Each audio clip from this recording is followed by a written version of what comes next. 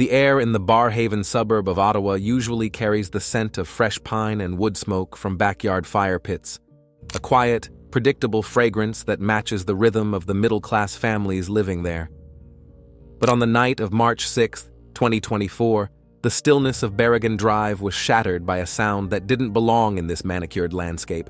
It was a rhythmic, frantic pounding on a neighbor's door, followed by a voice that was barely human, thick with blood and the kind of raw, primal terror that leaves a permanent scar on the memory of anyone who hears it. When the first patrol cars pulled onto the street, their tires crunched over a light dusting of late winter snow. The blue and red lights reflected off the dark windows of the rows of identical suburban homes, giving the neighborhood a surreal, flickering glow. Officers stepped out into the biting cold, expecting a standard domestic dispute, but as they approached the Wickramasinghe residence, the atmosphere shifted. The silence wasn't peaceful anymore. It was heavy and suffocating. Inside, the sensory details were enough to break even the most seasoned investigators. The metallic, cloying smell of copper hung thick in the warm air of the hallway. There was no sound of a struggle, no shouting, only the soft, mechanical hum of the refrigerator and the distant, haunting chime of a child's toy that had been left on. In the shadows of the living area, the reality of the scene began to reveal itself. It wasn't just a crime, it was an erasure. The sight of small, motionless figures against the backdrop of a normal family home created a cognitive dissonance that made the officers' breath hitch in their chests. This was the moment the peace of Barrhaven died, replaced by a darkness that had been living quietly in the guest room. Help this channel grow. Like the video, try the new hype feature, leave a comment, and subscribe for more stories. This helps us a lot. Thank you. To understand the weight of the silence that now haunts Berrigan Drive, one must first look back at the vibrant, noisy, and hopeful life that filled the Wickramasinghe home just months prior.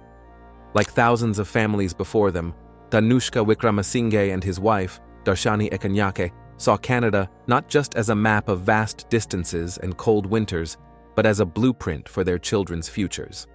They were part of a growing Sri Lankan diaspora, a community built on the pillars of education, hard work, and an unshakable belief that the safety of a Canadian suburb was the ultimate prize for years of sacrifice. The move to Barrhaven, a rapidly expanding community in Ottawa's southwest end, was a milestone. In neighborhoods like this, the houses are built with large windows and open-concept kitchens, designed for families who want to be seen as successful and settled. For Danushka and Darshani, this house was their sanctuary. It was a place where the air was thick with the scent of Sri Lankan spices, turmeric, cumin, and roasted curry powder, mixing with the mundane smells of a Canadian household. The walls were decorated with the colorful, chaotic artwork of children and the framed milestones of a family on the rise. Darshani was the heart of this domestic world. Friends described her as a woman of immense warmth, someone whose energy was entirely focused on the 4 lives she had brought into the world. Her days were a blur of school runs, meal prep, and the exhausting but rewarding labor of raising 4 children in a foreign land. She was the steady hand that kept the household moving, even as her husband worked long hours to provide for them. Danushka was a man of quiet ambition, a father who viewed every hour of overtime as a brick in the foundation of his children's lives. He was well regarded in the local community, known for his willingness to help other newcomers find their footing, much like he and Darshani once had to do. Then there were the children, the reason for every sacrifice. 7-year-old Inuka, the eldest, was a bright boy with an easy smile, already navigating the dualities of being a Sri Lankan Canadian. He was followed by his sisters, 4-year-old Ashwini and 2-year-old Rinyana. The house was a constant theater of their laughter, their minor squabbles over toys, and the rhythmic thumping of feet running across the hardwood floors. The newest addition, little Kelly, was only 2 months old, a tiny, fragile symbol of the family's continued growth and hope. In those early months of 2024, the Wickramasinghe home was a place of new baby smells and the soft, tired joy of parents who were exactly where they wanted to be. But the house wasn't just occupied by the Wickramasinghes. There was also Amarakun Mubiayansela Gegamini Amarakun, a 40-year-old family friend. He was another thread in the tapestry of the Sri Lankan immigrant experience.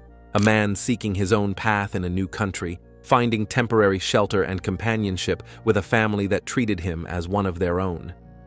He was a familiar face at the dinner table, a helping hand, and a witness to the family's daily triumphs. Life in Barrhaven felt shielded. In this part of Ottawa, the biggest concerns for residents were usually the timing of snow removal or the construction of new transit lines.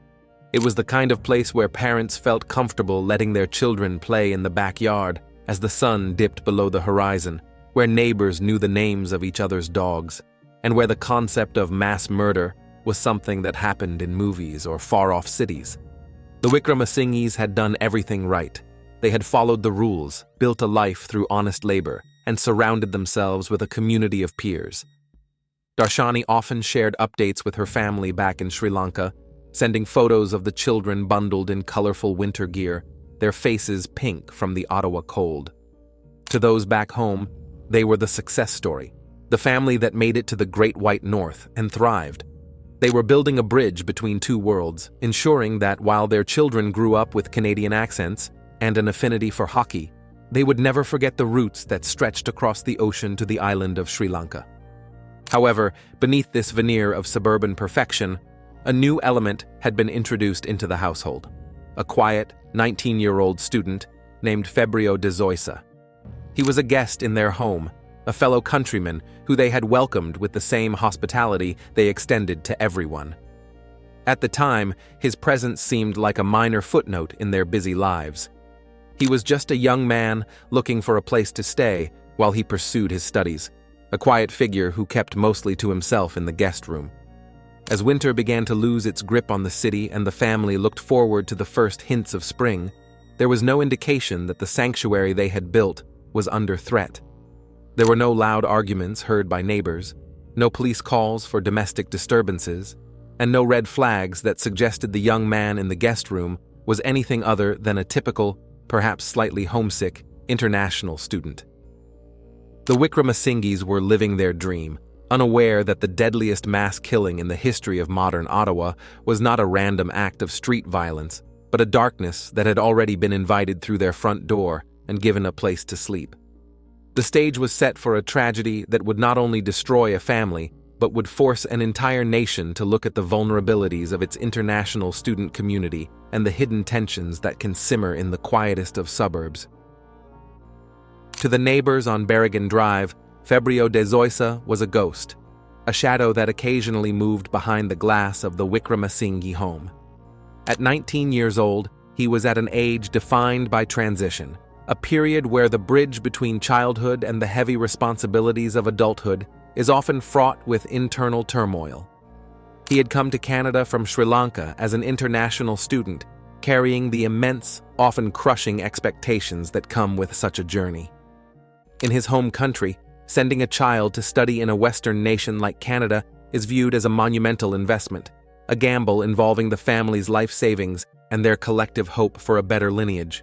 Febrio had enrolled at Algonquin College, a prominent institution in Ottawa known for its diverse international student body. However, as the winter of 2024 deepened, his connection to his studies began to fray. Reports from the college would later suggest that he had stopped attending classes, a common red flag in the life of an international student that often signals a descent into isolation or a crisis of identity. When a student stops going to class in a foreign country, the walls of their world begin to shrink rapidly. The bustling campus, the shared lectures, and the social promise of university life evaporate, leaving behind a sterile existence confined to four walls and the blue light of a laptop screen. The Wickramasinghes, known for their boundless hospitality and deep roots in the local Sri Lankan community, had welcomed Febrio into their home during this period. It was a common arrangement, host families providing a room, home-cooked meals, and a sense of cultural familiarity to students who might otherwise be lost in the vast, cold expanse of the Canadian landscape.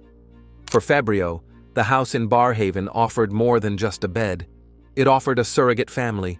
He was invited to sit at their table, to share in the turmeric-stained warmth of their dinners, and to witness the chaotic, joyful upbringing of their four children.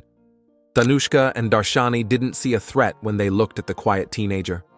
They saw a fellow countryman, perhaps one struggling with the biting wind of his first real winter or the heavy silence of homesickness. They treated him with a kindness that, in retrospect, feels agonizingly misplaced. He was given the guest room, a space that became his private fortress. While the rest of the house hummed with the sounds of a 2-month-old infant's cries and the laughter of toddlers, Febrio remained largely withdrawn. The dynamics of a host-family relationship are built on a delicate foundation of trust. The family opens their most private sanctuary to a stranger, and in return, the guest is expected to respect the boundaries of that home. For several months, Febrio seemed to adhere to this silent contract. He was described as extraordinarily quiet, a young man who kept his head down and his voice low. But this silence was not necessarily a sign of peace.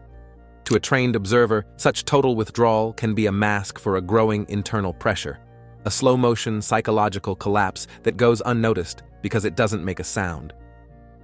Behind the closed door of the guest room, Febrio's digital life likely became his only reality. For many international students, the pressure to succeed is compounded by a profound sense of face. To admit failure, to tell parents back in Sri Lanka that the classes are too hard or that the loneliness is too much, is often seen as an impossibility. This creates a pressure cooker of the mind. As he stopped attending Algonquin College, the discrepancy between his reality and the image he had to project back home must have become a source of immense psychological friction. There were subtle shifts, small tremors before the earthquake. Danushka would later recall that Febrio's behavior had become increasingly erratic in the days leading up to the incident. He was spending more time in total isolation, his interactions with the family becoming clipped and hollow. Yet, in a busy household with 4 children under the age of 7, including a newborn, these signs are easily dismissed as the moods of a typical, brooding teenager. There was no history of violence, no criminal record, and no overt threats. He was simply a quiet student, a descriptor that would later become a haunting refrain in the media. The presence of Gamini Amarakun in the house added another layer to the domestic tapestry. Gamini, also from Sri Lanka, was a friend who had recently arrived and was staying with the family while he found his footing. He and Febrio were the 2 outliers in the nuclear family unit, the student and the friend. They shared the same space, the same meals, and the same cultural background, but they were headed toward 2 very different fates. As the calendar turned to March, the atmosphere inside the house began to thicken with an unspoken tension. The slow burn of Febrio's psychological state was reaching a critical mass. He was a young man who had lost his tether to his education, his purpose, and perhaps his grip on the social reality surrounding him. He was living in the heart of a perfect family, a constant witness to a level of domestic success and happiness that he might have felt was moving further and further out of his own reach. The tragedy of the Barhaven mass murder is not just in the violence itself, but in the months of normalcy that preceded it. It is the horror of the mundane, the idea that you can share bread with someone, watch them interact with your children, and offer them the safety of your roof, while they are quietly calculating your end. Febrio De-Zoysa was not an intruder who broke in through a basement window in the dead of night.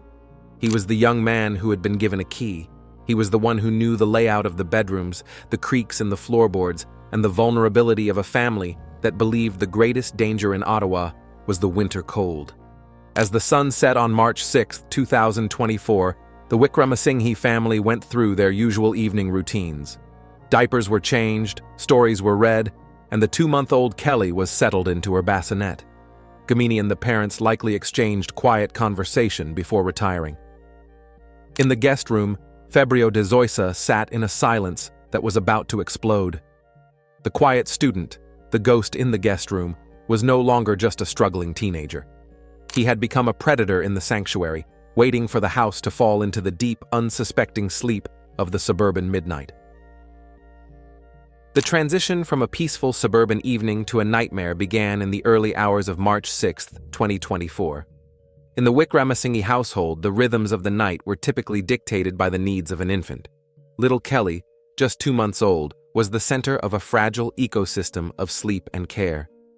By midnight, the house on Berrigan Drive had settled into that profound, heavy silence common to neighborhoods where the streetlights are the only things moving. The temperature outside hovered near freezing, and the world was tucked away behind double-paned glass and locked doors.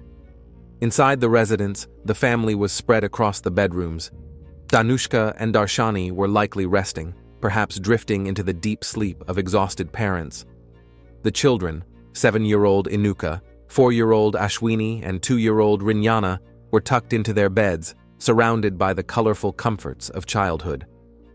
In another room, the family's friend, 40-year-old Gamini Amarakun, was also asleep, unaware that his journey from Sri Lanka would reach such a sudden and violent conclusion. And in the guest room, Febrio De-Zoysa remained in the shadows, a 19-year-old who had lived under their roof for months, eating their food and witnessing their kindness. The violence did not begin with a shout or a warning. It began with the cold, calculated movement of a predator who already knew the layout of the home. Febrio De-Zoysa did not need to break in. He was already inside the sanctuary. Armed with a sharp object, he began a systematic attack that targeted the most vulnerable members of the household first. There was no robbery gone wrong, no sign of forced entry, and no heated argument that preceded the slaughter. It was a concentrated explosion of irrational, unprovoked rage directed at the very people who had provided him with a home. One by one, the lives of the children were extinguished.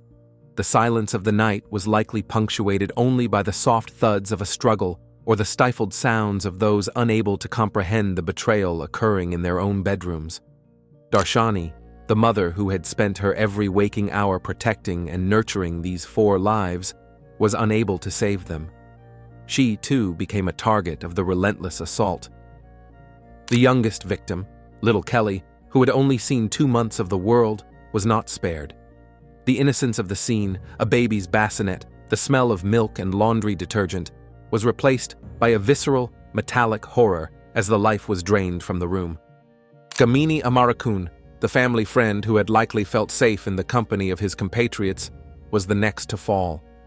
He was found with fatal injuries, a witness who was silenced before he could intervene. The perpetrator moved through the house with a terrifying efficiency, utilizing his knowledge of the family's habits to ensure that no one could escape or call for help until it was far too long after the first blow had landed. Danushka Wickramasinghe, the father and the provider, found himself in a desperate, primal battle for survival. Unlike the others, who may have been taken entirely by surprise in their sleep, Danushka managed to confront the attacker. The struggle was brutal. Danushka sustained severe injuries, including deep lacerations to his face and hands as he tried to fend off the person he had once considered a guest in his home. In the chaos of the kitchen and the hallways, the sensory details were overwhelming. The frantic gasps for air, the slickness of the floors, and the realization that the world he had built was collapsing in real time. Somehow, through a combination of adrenaline and sheer willpower, the wounded father managed to escape the house. He staggered out into the biting Ottawa night, his breath coming in ragged plumes of white mist. He reached a neighbor's door, his hands leaving crimson smears on the siding as he pounded for help. His voice, hoarse and thick with trauma, alerted the quiet street that something unthinkable had occurred inside the brick walls of his home. The first responders who arrived minutes later were greeted by a scene that defied suburban logic. The father, bleeding and in shock, could only point back toward the house. When police entered, they found Febrio De-Zoysa still at the scene. He was taken into custody without further violence, a 19-year-old student who had just committed the deadliest mass killing in the city's modern history. He was found in a state that investigators would later struggle to describe, quiet, perhaps detached, as if the gravity of the erasure he had performed had not yet fully permeated his psyche. As the paramedics rushed Danushka to the hospital, the investigators began the grim task of documenting the loss. They moved through the house with flashlights, the beams cutting through the darkness to reveal the remains of a family. The sight of the children, motionless in their pajamas, was a psychological blow to the officers that would necessitate long-term counseling. There was no rhyme or reason to be found in the bloodstains on the hardwood or the discarded toys that lay near the bodies. The sanctuary had been turned into a tomb. The slow burn of the investigation would eventually reveal the technicalities of the crime, but for those inside the house that night, it was a fast, blinding descent into hell. The betrayal was absolute. In true crime history, many killers are strangers who strike from the shadows, but Febrio De-Zoysa was a face at the breakfast table. He was the one who had seen the children play, who had likely been thanked by Darshani for minor chores, and who had been trusted with the key to their safety. The tragedy in Barhaven on that night was not just the loss of 6 lives, but the destruction of the very concept of the safe harbor that Canada represents to many. The Wickramasinghes had traveled thousands of miles to find peace, only to find that the greatest threat was the one they had kindly invited to stay in their guest room. As the sun began to rise on March 7th, the residents of Berrigan Drive woke up to a world that was fundamentally different. The yellow crime scene tape fluttering in the wind was a stark, ugly contrast to the white snow, marking the boundary where a family's dreams had been systematically dismantled by a quiet student with a hidden darkness. In the days that followed, the details of the attack would emerge in fragments, each one more heartbreaking than the last. The sheer number of victims, 4 children under the age of 7, made the incident a national tragedy. The survival of the father, while a miracle of physical endurance, was its own kind of tragedy, as he was left to navigate a world where his entire family had been taken in a single, senseless hour. The night the world ended for the Wickramasinghes would forever remain a dark anchor in the history of Ottawa, a reminder of the fragility of trust and the capacity for unimaginable violence to dwell in the most mundane of places. The immediate aftermath of the tragedy on Berrigan Drive was a blur of high-stakes medical intervention and a somber, systematic search for clarity.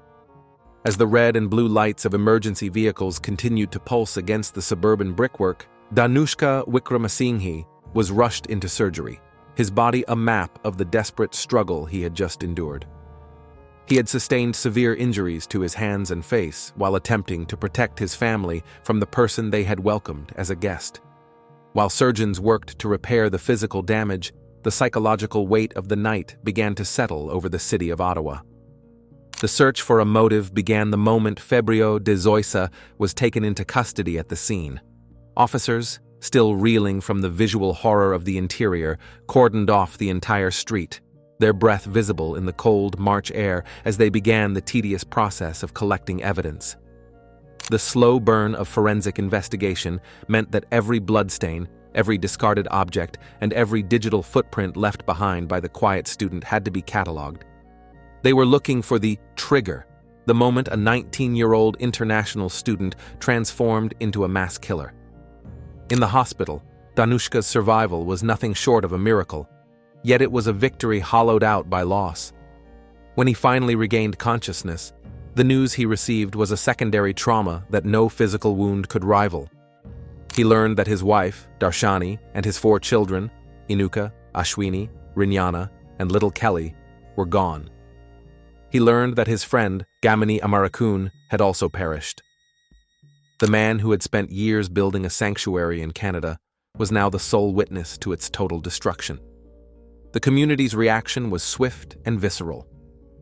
As the names and ages of the victims were released to the public, a wave of collective grief washed over the Sri Lankan diaspora and the wider Canadian public. The detail that Kelly, the youngest victim, was only 2 months old became a focal point of the tragedy, a symbol of the absolute senselessness of the violence. People began to gather near the yellow police tape, leaving bouquets of flowers, stuffed animals, and candles that flickered against the snow. It was a social echo of a town trying to reclaim its sense of peace. While Danushka fought for his physical recovery, the police were conducting a different kind of search, a search through the perpetrator's history. They reached out to the Sri Lankan High Commission and Algonquin College, trying to piece together the fragments of Febrio De-Zoysa's life in Canada. The investigation revealed that the teenager had moved to Canada with the weight of his family's expectations, but he had recently stopped attending his classes. This descent into isolation was a common thread in student tragedies, but it rarely culminated in such a catastrophic explosion of violence. The red herrings of the initial investigation included theories of outside intruders or a pre-planned conspiracy, but the evidence pointed relentlessly back to the young man in the guest room. There were no signs of forced entry. The security system, which the family only occasionally armed, had captured nothing of an external threat. The threat was internal. It was a person who knew the creak of the floorboards and the rhythm of the family's sleep. The survivors of the community, the neighbors who heard the pounding on the door, described an atmosphere of lingering fear. For weeks, the quiet streets of Barhaven felt different. The sight of the Wickramasinghe house, silent and dark behind the police tape, served as a grim reminder that the ideal family life could be dismantled in a single night. Rumors swirled about the perpetrator's mental state, but the lack of a clear, logical motive only increased the local anxiety. Danushka's journey from the hospital bed back into the world was marked by an extraordinary display of grace. Despite his immense suffering, he expressed gratitude for the outpouring of support from the community. He became the face of a tragedy that most people could only imagine in their worst nightmares. His presence at the vigils, bandaged and broken but standing, was a testament to the resilience of the human spirit in the face of absolute betrayal. He was no longer just a father or a husband. He was the living memory of a family that had been erased. As the investigation transitioned from the crime scene to the legal preparation for trial, the focus shifted to the why. Detectives and psychologists began to look at the pressures of the international student experience, the isolation, the cultural disconnect, and the fear of failure that can warp a young mind. However, even as they gathered digital evidence and interviewed those who knew him, the ultimate reason for the attack remained elusive, hidden behind the quiet, stoic mask of the 19-year-old in the orange jumpsuit. This period of the search was characterized by a heavy, somber realization that while the physical evidence was clear, the psychological motive might never be fully understood. The community was left to mourn 6 lives taken by a person who had been offered nothing but kindness. The survival of Danushka Wickramasinghe ensured that the story of his family would not be forgotten, but it also meant he would have to carry the burden of the night the world ended for the rest of his life. The silence that followed the arrest of Febrio De-Zoysa was perhaps the most unsettling part of the entire investigation. In the wake of the deadliest mass killing in Ottawa's history, detectives were left with a mountain of forensic evidence, but a total void where a motive should have been. The slow burn of the interrogation process revealed a suspect who was chillingly composed, a 19-year-old who had systematically dismantled a family but offered no immediate explanation for the carnage. Investigators began a deep dive into De-Zoysa's digital and social history, attempting to find the fracture point where a quiet international student became a mass murderer.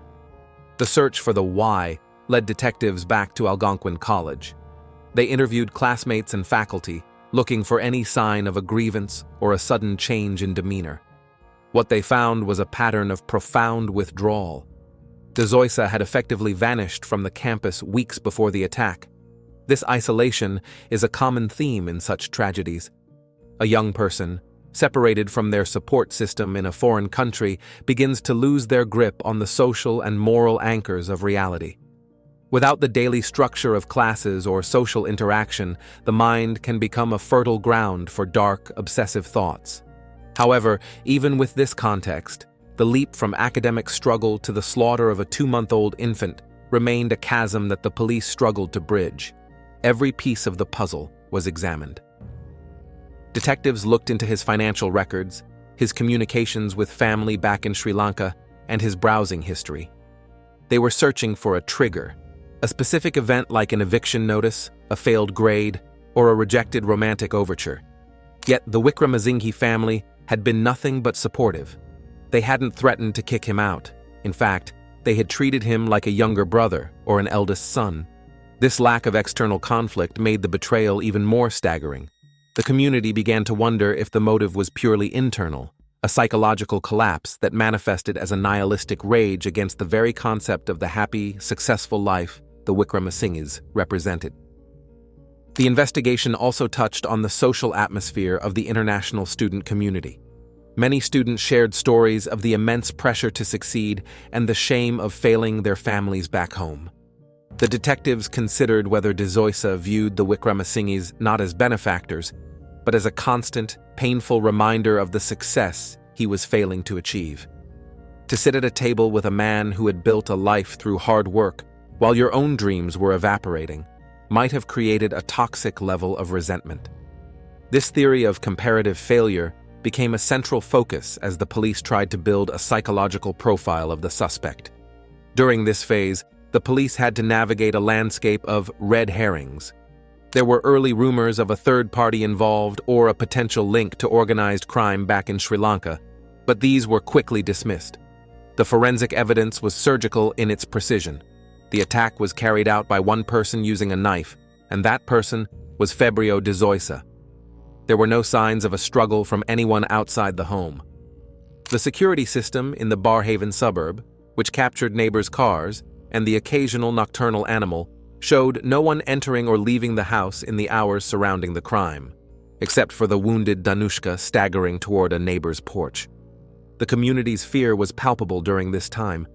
Rumors of a hit list or other potential targets circulated through the Sri Lankan diaspora, forcing the police to hold several press conferences to reassure the public that this was an isolated, albeit horrific, incident. The local atmosphere in Barhaven changed. People who had previously left their doors unlocked began to double-check their deadbolts. The trust that had defined the neighborhood was replaced by a wary vigilance. The social echo of the crime was a realization that the greatest dangers aren't always strangers in the street, but can sometimes be the person you've invited to share your dinner. As the detectives finalized their report for the Crown, the frustration of the missing motive lingered. They had the how, a systematic, brutal attack, and they had the who, but the why remained a jagged, unsatisfying piece of the story. They analyzed De-Zoysa's laptop, finding evidence of a young man who had become obsessed with dark themes and perhaps felt a sense of alienation that had curdled into something far more dangerous. Yet, there was no manifesto, no final note, and no clear explanation for why the children had to die. Danushka Wickramasinghe, still recovering from his physical wounds, provided what information he could. He spoke of the quiet student who had lived with them for months. He recounted the mundane interactions, the shared meals, the brief conversations about the weather or school. There had been no warning, no threats, no red flags that would have allowed a reasonable person to predict such a catastrophic event. This total lack of a precursor is what made the Barhaven mass murder so terrifying to the general public. It suggested that such a darkness could exist in anyone, hidden behind a mask of normalcy until it was too late. The investigation ultimately painted a portrait of a young man who had lost his way in a foreign land, and instead of seeking help, turned his internal turmoil outward upon the only people who were trying to help him. The tragedy was a perfect storm of isolation, perceived failure, and a hidden psychological instability that reached a breaking point on a quiet Wednesday night. By the time the case was ready for trial, the investigators knew they had done everything they could to document the crime, but they also knew that some questions would never have answers that made sense to a sane mind. The legal road to justice for the Wickramasinghe family culminated in November 2025, bringing a formal end to a case that had paralyzed Ottawa with grief. Febrio De-Zoysa, who had remained mostly silent since his arrest at the scene, faced the full weight of the Canadian justice system. Throughout the proceedings, the court heard the agonizing details of the night, but the focus remained on the surviving father, Danushka. In a courtroom filled with heavy silence, Danushka's victim impact statement served as the emotional epicenter of the trial. He spoke not of vengeance, but of the hollow world he now inhabited, a world where the laughter of his 4 children and the warmth of his wife had been replaced by the sterile quiet of a survivor's life. The court ultimately finalized a sentence of life imprisonment for De-Zoysa. While the defense touched upon the isolation and mental strain of an international student's life, the sheer scale of the massacre, 6 lives, including an infant, left no room for leniency. The judge's final remarks echoed the sentiments of a nation, labeling the acts as a betrayal of the highest order. By November 2025, the legal chapter was closed, but for the community of Barhaven and the sole survivor, the verdict was merely a landmark on a lifelong journey of healing. Justice was served in the eyes of the law, but it could never restore the sanctuary that had been destroyed on Berrigan Drive. The house on Berrigan Drive stands as a silent monument to a dream that was systematically dismantled from within. In the quiet of the Barhaven night, the shadows no longer whisper of progress or new beginnings, but of a sanctuary that failed. Danushka Wickramasinghe remains, a man who survived the unthinkable to ensure his family's names are spoken with love rather than just tragedy. The city of Ottawa has moved on, yet the scars remain, a reminder that trust is a fragile thing, and sometimes the most profound darkness is the one we kindly invite through our own front door. If you have finished watching, you are a real fan of true crime. Subscribe to the channel, turn on the bell notifications, and put the like. See you in the next video.